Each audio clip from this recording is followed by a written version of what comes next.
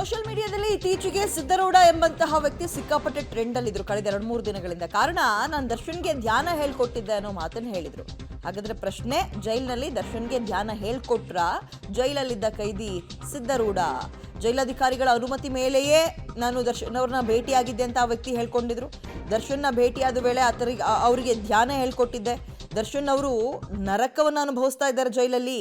Darshan sir ಕುಗ್ಗೋಗ್ಬಿಟ್ಟಿದ್ದಾರೆ, ತುಂಬ ನೊಂದಿದ್ದಾರೆ. ಸಿನಿಮಾಗಳಲ್ಲಿ ಇದ್ದಂತಹ ಕಳೆ ಮುಖದಲ್ಲಿ ಇಲ್ಲ ಇವಾಗ. ದರ್ಶನ್ ಭೇಟಿ ಮಾಡಿದ್ದ ಜೈಲಲ್ಲಿ ಅಂದರೆ ಅದೇ ಜೈಲಿನಲ್ಲಿ ಈ ಖೈದಿ ಸಿದ್ದರೂಢ ಕೂಡ ಇದ್ದರು. ಅವರು ಹೊರಗೆ ಬಂದು ಕೊಟ್ಟಿರೋ ಸ್ಟೇಟ್ಮೆಂಟ್ ಇದು. ಸರ್ ನಾನು ಭೇಟಿ ಮಾಡ್ತೀನಿ 8ನೇ ತಾರೀಕು ಪರಪ್ಪನ ಅಗ್ರಹಾರದಲ್ಲಿ ಅಧಿಕಾರಿಗಳ ಅನುಮತಿ ತೊಗೊಂಡು ನಾನು ದರ್ಶನ್ ಸರ್ನ ಭೇಟಿ ಮಾಡ್ತೀನಿ. ಅಧಿಕಾರಿಗಳು ಹೇಳ್ತಾರೆ, ನೀನು ಯಾರೋ ನಿನ್ನ ಅಭಿಮಾನಿ ಅಂತಪ್ಪ, ಇವರು ಭೇಟಿ ಮಾಡೋಕ್ಕೆ ಬಂದರು, ನಿನ್ನ ನಾಳೆ ಬಿಡುಗಡೆ ಇತ್ತಂದು ಅಂತ ಅಂದಾಗ ಕಳಿಸ್ಕೊಡಿ ಅಂತಾರೆ ಅವರು. ಅವ್ರ ರೂಮಲ್ಲಿ ಅವ್ರನ್ನ ಹೋಗ್ಬಿಟ್ಟು ರೂಮ್ ಮುಂದೆ ಅವ್ರಿಗೆ ಥ್ಯಾಂಕ್ಸ್ ಕೊಡ್ತಾರೆ. ಅವರೇ ಥ್ಯಾಂಕ್ಸ್ ಕೊಡ್ತಾರೆ. ನಾನು ಥ್ಯಾಂಕ್ಸ್ ತೊಗೊಳ್ತೀನಿ, ತಪ್ಪಿಕೊಳ್ತಾರೆ. ನನ್ನ ತುಂಬ ಖುಷಿಯಾಗುತ್ತೆ. ಬಟ್ ಆ ಜಾಗದಲ್ಲಿ ದರ್ಶನ್ ಸರ್ ನೋಡಿದ್ದು ತುಂಬ ಬೇಜಾರಾಗುತ್ತೆ, ನನಗೆ ಭಯಂಕರ ಬೇಜಾರಾಗುತ್ತೆ. ನಾವು ಏನೋ ಅಂದ್ಕೊಂಡು ಬಂದು ನಾನು ಹೊರಗೆ ಬಂದ ತಕ್ಷಣ ದರ್ಶನ್ ಸರ್ನ ಭೇಟಿ ಮಾಡ್ಬೇಕು ಅಂದ್ಕೊಂಡೇ ಬಂದವು ನಾನು. ಬಟ್ ಆ ಜಾಗದಲ್ಲಿ ಭೇಟಿ ಮಾಡಿದ್ದು ತುಂಬ ನೋವು ನನಗೆ.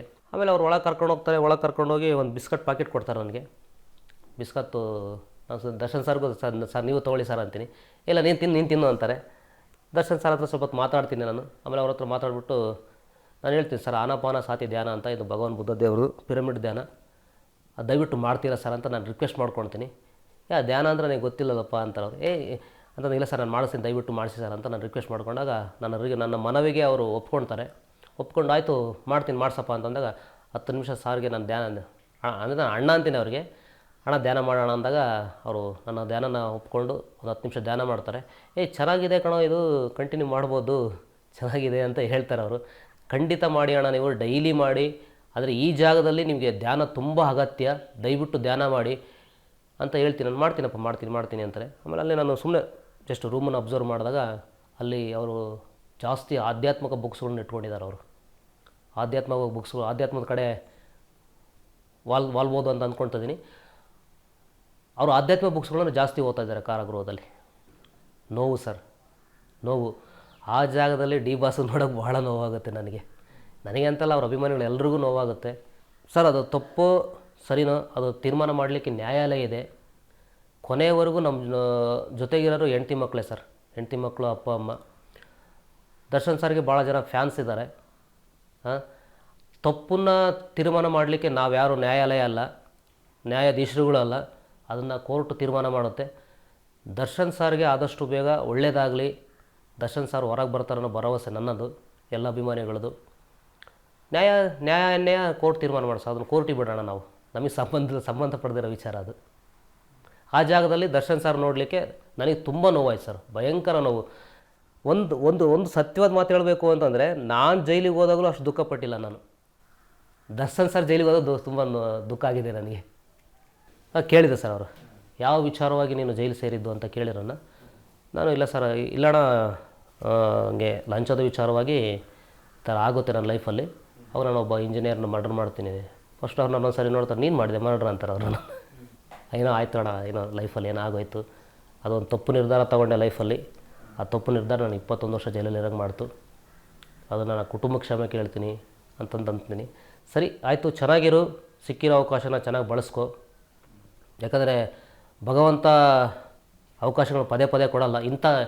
ನಿನಗೆ ಸಿಕ್ಕಿರೋ ಇಂಥ ಅವಕಾಶಗಳು ಪದೇ ಕೊಡಲ್ಲ. ಚೆನ್ನಾಗಿ ಬಳಸ್ಕೊ, ಚೆನ್ನಾಗಿರು. ನೀನು ನನ್ನ ಅಭಿಮಾನಿ ಅಂತೆ, ನಾನು ಕೂಡ ನೀನು ನನ್ನ ಸೆಲೆಬ್ರಿಟಿನೇ, ನಾನು ನೀನು ಸೆಲೆಬ್ರಿಟಿನೇ, ಚೆನ್ನಾಗಿರು ಅಂತ ಅವರು ನನಗೆ ಹೇಳ್ತಾರೆ ಸರ್. ನನಗೆ ಅನಿಸಿದಂಗೆ, ಯಾಕೆ ನಾನು 21 ವರ್ಷ ಜೈಲಲ್ಲಿ ಬಂದಿದ್ದೀನಲ್ಲ, ನಿಜವಾಗೂ ಅಲ್ಲಿ ನರಕ ಅನುಭವಿಸ್ತಾರೆ ದರ್ಶನ್ ಸರ್. ನರಕದಲ್ಲಿದ್ದಾರೆ, ನರಕದಲ್ಲಿದ್ದಾರೆ, ನರಕನೇ ಅನುಭವಿಸ್ತಿದ್ದಾರೆ ಸರ್ ಅವರು. ಖಂಡಿತ ಆ ನರಕದ ಜೀವನ ಜಲ್ದಿ ಏನೋ ಗ್ರಹಣ ಹಿಡಿದಿದೆ, ಸೂರ್ಯ ಗ್ರಹಣ ಸರಿತತೆ, ಸೂರ್ಯ ಮತ್ತೆ ಬೆಳಗ್ತಾನೆ ಅಂತ ಭರವಸೆ ಇದೆ ಸರ್ ನಮಗೆಲ್ಲ.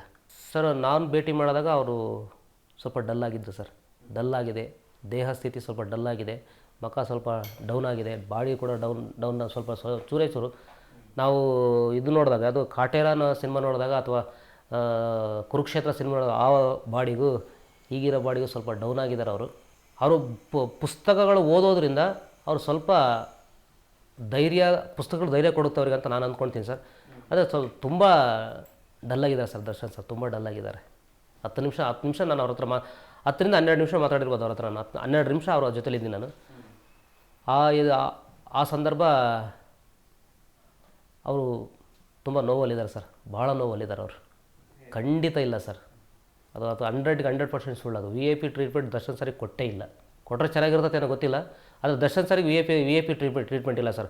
ಮಾಮೂಲು ಇಲ್ಲಿದೆ ನೋಡಿ, ಇದೇ ಹಾಸಿಗೆ ಎಷ್ಟು ದಪ್ಪ ಇದೆ, ತುಂಬ ಜೈಲ್ದೇ ಜಮಖಾನ, ಜೈಲ್ದೇ ಬೆಡ್ಶೀಟು, ಜೈಲ್ದೇ ಇದಿದೆ ಅಷ್ಟೇ. ಅದನ್ನು ಹೊತ್ಕೋಬೇಕು, ನೆಲದ ಮೇಲೆ ಮಲಗಬೇಕು. ನೆಲದ ಮೇಲೇ ಮಲಗ್ತಾರೆ ಸರ್ ಅವರು, ನೆಲದ ಮೇಲೇ ಮಲಗಬೇಕು. ಒಂದು ಸೊಳ್ಳೆ ಪರದಿದೆ ಅಷ್ಟೇ. ಇಂಥದ್ದೊಂದು 20 ಲೀಟ್ರದ್ದು ಒಂದು ಕ್ಯಾನ್ ಇದೆ ಕುಡಿಲಿಕ್ಕೆ. ಗ್ರಂಥಾಲಯದಿಂದ ಬಂದಿರೋ ಬುಕ್ಸ್ಗಳಿದ್ದಾವೆ ಅವ್ರ ಹತ್ರ. ಆ ಬುಕ್ಸ್ಗಳು ಓದ್ತಾರೆ. ಬೇಜಾರಾದಾಗ ಅಲ್ಲಿ ಫೀಲ್ಡ್ ಇದೆ, ಫೀಲ್ಡಲ್ಲಿ ವಾಕ್ ಮಾಡ್ಬೋದು ಅವರು ಅಷ್ಟೇ.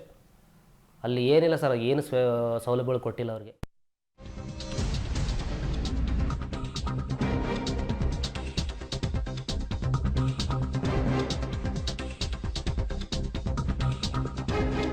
ಈ ವ್ಯಕ್ತಿ ನೋಡಿದ್ರೆ ನಾನು ದರ್ಶನ್ನ ಭೇಟಿ ಮಾಡ್ಕೊ ಬಂದೆ ಅಂತಾರೆ. ಬಟ್ ಜೈಲ್ನಲ್ಲಿರುವಂತಹ ಅಧಿಕಾರಿಗಳು ಹೇಳ್ತಾ ಇರುವಂಥದ್ದು ಈ ಬ್ಯಾರೆಕ್ ಬಳಿ ಸಜಾಬಂದಿಗಳಿಗೆ ಅವಕಾಶನೇ ಇಲ್ಲ.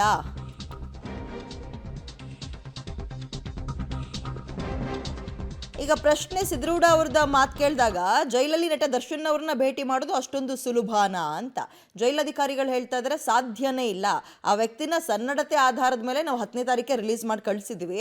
ಆತ ಬಂದ, ದರ್ಶನ್ನ ಭೇಟಿಯಾಗಿದ್ದಾನೆ, ಒಂದಷ್ಟು 10-15 ನಿಮಿಷಗಳ ಕಾಲ ಮಾತುಕತೆ ಆಡಿದೆ, ಇವೆಲ್ಲವೂ ಕೂಡ ಸುಳ್ಳು ಅನ್ನುವಂಥದ್ದನ್ನು ಜೈಲಧಿಕಾರಿಗಳು ಅವರು ಕೂಡ ಕ್ಲಾರಿಟಿ ಕೊಡುವಂತಹ ಕೆಲಸವನ್ನು ಮಾಡ್ತಾ ಇದ್ದಾರೆ.